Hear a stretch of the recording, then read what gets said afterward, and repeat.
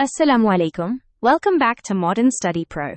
In this video, we are going to cover chapter number 3, Translatory Motion of Physics Grade 11 Book Physics. Let's start with the introduction to motion and its types. Translational or translatory motion is when all particles of a body move the same distance in the same time. For example, a car on a straight road or a flying missile. Next, we have rotational motion, where a body spins or turns around a fixed axis, like a spinning top or Earth's rotation. Then there's vibrational motion, which is back and forth or oscillatory motion about a central position, like a guitar string or a clock pendulum. Let's look at the vocabulary and technical terms breakdown. Mechanics is the study of physical body behavior when subjected to forces or displacements.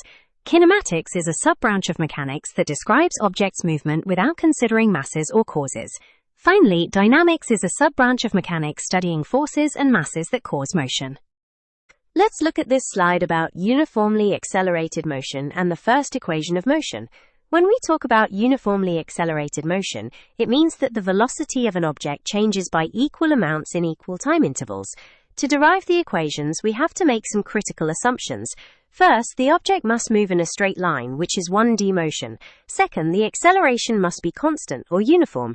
And third, we use vector magnitudes with signs for direction. Now, looking at the graph, if a body starts with an initial velocity vi at time 0 and accelerates uniformly to a final velocity vf over time t, we can find the acceleration a by computing the slope of the line. The slope is calculated as the change in vertical velocity divided by the horizontal time interval, which gives us the formula vf equals vi plus at. Let's dive into deriving the equations of motion from velocity time graphs. Imagine a velocity time graph where the velocity is plotted on the vertical axis and time on the horizontal. For the first equation, the slope of this graph gives us the acceleration. Since the slope is the change in velocity over the change in time, we can calculate it as vf minus vi divided by t minus 0. Rearranging this gives us the formula vf equals vi plus at.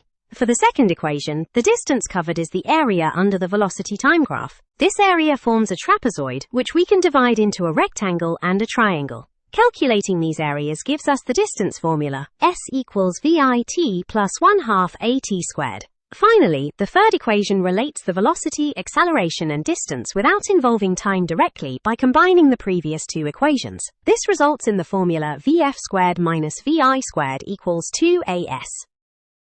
Alright, let's explore the equations of motion and how we derive them.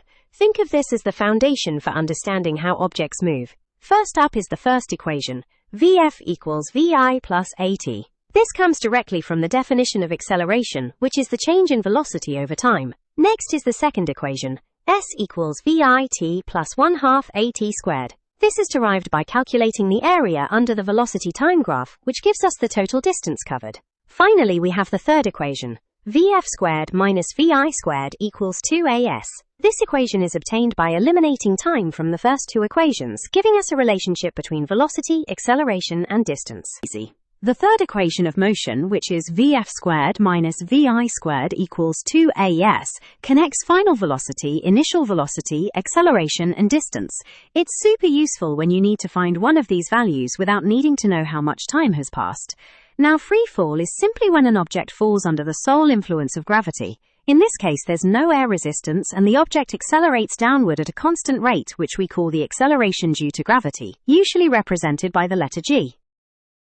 Imagine you're driving a car and you want to know how fast you're going to be traveling after speeding up over a certain distance, but you don't know exactly how much time has passed. That's where the third equation of motion comes in. It connects the final velocity, the initial velocity, the acceleration, and the distance, helping you find any one of those pieces of the puzzle without needing the time.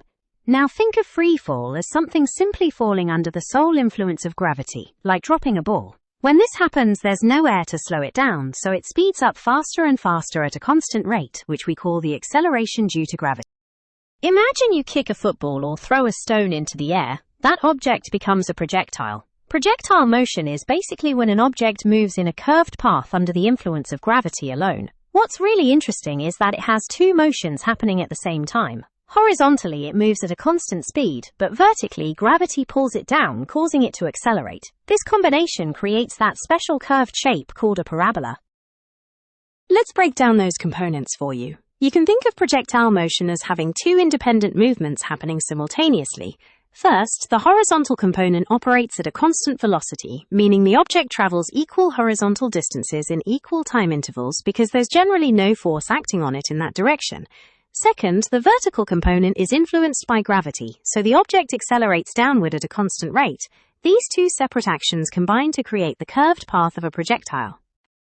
Alright, let's look at what happens when something is launched horizontally. Imagine pushing a ball off a table. It doesn't fall straight down immediately, nor does it keep going straight forward forever. What really happens is that two things occur at the same time. Forward, the ball moves at a constant speed, just like it was pushed. Downward, gravity pulls it toward the ground, causing it to speed up as it falls. This combination creates a curved path, which is shaped like a ball. For your initial analysis, at the very beginning or time zero, the object is launched horizontally. This means its initial vertical velocity is 0, and its initial horizontal velocity is the same as the launch velocity. Looking at the components of velocity, the horizontal velocity stays constant during the flight because there's no force acting on it in that direction. However, the vertical velocity increases over time because of gravity, accelerating downward at a constant rate. To find the velocity at any instant, you combine these two components. The net velocity is the hypotenuse of the right-angled triangle formed by the horizontal and vertical components and can be calculated using the Pythagorean theorem. Certainly. In a horizontal launch, an object is projected horizontally from a height, meaning its initial vertical velocity is exactly 0, while its initial horizontal velocity is the launch velocity. As it moves, its horizontal speed stays constant because there's no force acting on it in that direction, but gravity accelerates it downward, causing its vertical speed to increase over time and creating that curved parabolic path. Alright, let's break down these projectile motion calculations. First is the time of summit, which is exactly how long it takes for the projectile to reach its highest point. Next, the time of flight is the total time the object spends in the air from launch to landing. Finally, maximum height is the peak vertical distance it achieves, measured from the ground level.